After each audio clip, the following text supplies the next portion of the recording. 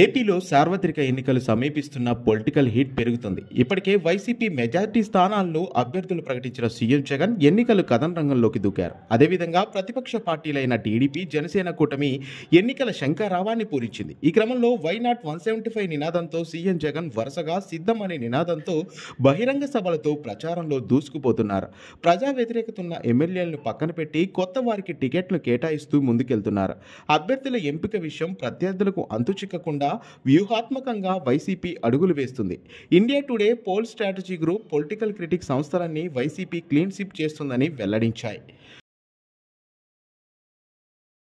AP ప్రజలు మరోసారి వైసీపీకే పట్టం కట్టబోతున్నారని సర్వే సంస్థలు తమ ఫలితాలను వెల్లడించాయి.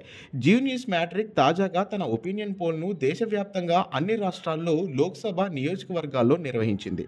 ఏపీలో వైఎస్ఆర్సీపీ హవా కొనసాగుతుందని, మొత్తం 25 లోక్సభ స్థానాలు ఉండగా అందులో 19 చోట్ల అధికార వైసీపీ అభ్యర్థులు గెలుపొందుతున్నట్లు తెలిపారు. తెలుగుదేశం, జనసేన కూటమికి 6 సీట్లకే స్థానాలు పరిమితమవుతుందని పేర్కొన్నారు. ఇక అసెంబ్లీ నియోజకవర్గాల ఫలితాలపై జీ న్యూస్ మ్యాట్రిక్ సర్వే సంస్థ నిర్వహించింది. తాజాగా 175 అసెంబ్లీ స్థానాలకు గాను 133 అసెంబ్లీ నియోజకవర్గాల్లో వైసీపీ అభ్యర్థులు విజయం సాధిస్తారని తెలిపింది.